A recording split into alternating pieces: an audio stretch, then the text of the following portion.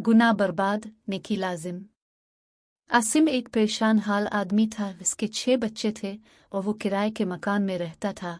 वो किसी न किसी तरह किराए का मकान हासिल तो कर लेता, मगर कुछ ही अरसे में मालिक मकान बच्चों की तादाद से तंग रह जाता और किसी न किसी बहाने से आसिम को मकान खाली कराने का नोटिस दे देता।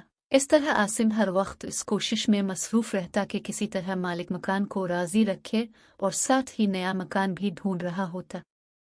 इन दिनों भी वो इसी परेशानी का शिकार था। मालिक मकान उसकी परेशानी को ना समझ रहा था और ना उसके साथ कोई ताउन करने को तैयार था। इसने आखिरी मोहलत दे रखी थी और हर दूसरे दिन पूछता रहता कि कोई मकान मिला। आसिम इससे तंग आ चुका था। वो एक प्रॉपर्टी कंपनी के कम पढ़े लिखे मालिक का मुलाजिम था। मालिक को जो कहना होता वो आसिम से ज़बानी कह देता। आसिम इसके ज़बानी निकात को कंप्यूटर टाइप करके मैनेजर के हवाले कर देता। इस तरह इसकी नौकरी चल रही थी और तनख्वाह भी मुनासिब थी, मगर अपना मकान न होने के बाइस वो माली मुश्किलात में गिरता रहता। आसिम अपनी परेशान सोचों में गुम था कि चपरासी ने आकर बताया कि उसे बड़े साहिब ने बुलाया है। आसिम कागज़ कलम लेकर उसकी खिदमत में हाजिर हो गया। साहिब कम पढ़े लिखे होने के बावजूद ज़बरदस्त कारोबारी सलाहियतें रखते थे। शहर में उनकी कई इमारतें कायम की थीं और उसके सैकड़ों किराएदार थे।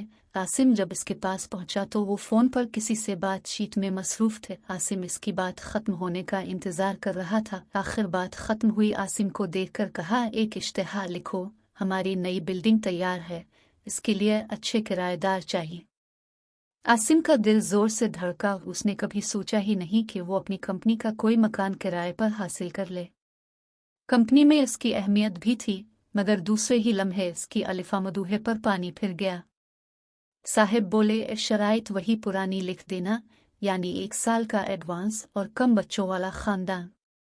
आसिम ने ज़रूरी बातें नोट की। जब वो इश्तिहार का मज़मून टाइप कर रहा था तो उसे एक ख्याल सूझा। इस मर्तबा हिम्मत करके इसने इश्तिहार में एक तब्दीली कर दी। हसन साबिक मैनेजर ने फ़ाइल को सरसरी अंदाज में देखा और मुतालिका शोबे में भेज दिया।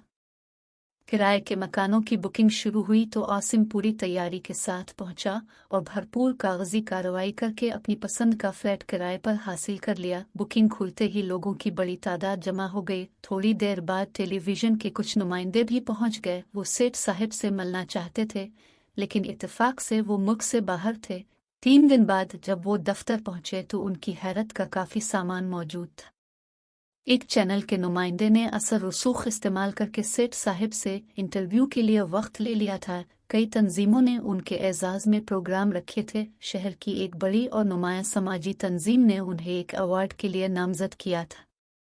कंपनी के तमाम लोग हैरान थे कि सेठ साहिब रातों रात शहर की एक मरूफ शख्सियत बन गए थे।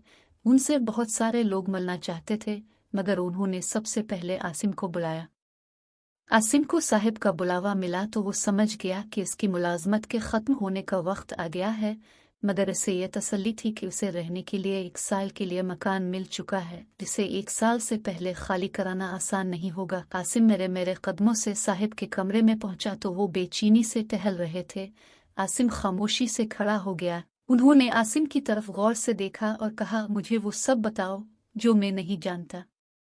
आसिम ने एक गहरी सांस ली और बोला, सर, जब लोगों को पता चला कि अपने ज़्यादा बच्चों वाले ख़ानदान को फ्लैट किराए पर देने का इश्तिहार दिया है तो लोगों ने आपके जज्बा हमदर्दी से मुतासिर होकर आपको एक बड़े समाजी रहनुमा के तौर पर तस्लीम कर लिया है।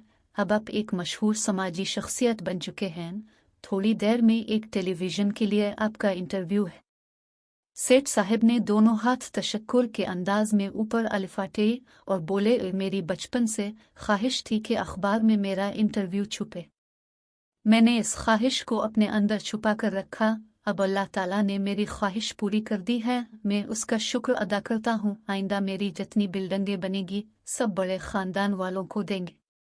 आसिम हैरान नज़रों से अपने साहिब को देखता रहा, फिर सर झुकाकर बोला, मेरी एक गलती ने आपको हीरो बना दिया और अपने इसे नेकी में बदल दिया। तुमने जो गलती की है, जी चाहता है तुम्हारे हाथ चूम लूं। बेग साहिब ने जैसे ही कहा, आसिम ने अपने हाथ समेट लिए। सेठ साहिब आसिम की तरफ गौर से देखने लगे, फिर नम लहजे में बोले, तुमने ऐसा क्यों किया? आसिम ने कुछ कहना चाहा, मगर अल्फाज गिले में घट गए। बेबसी के एहसास से इसकी आंखों में आंसू आ गए और आखिर रानते हुए लहजे में बोला, सर मैं किराए के मकान ढूंढ ढूंढ कर और किराए भर भर के थक चुका हूँ। मैंने ये गलती जानबूझकर की है, आपके एतमाद को धोखा दिया है। सेठ साहब ने इसके कंधे पर हाथ रखा और बोले, घबराओ मत, जो हुआ सो हुआ। अब ये राज हम दोनों के दरमियान रहेगा और उसकी एक कीमत होगी।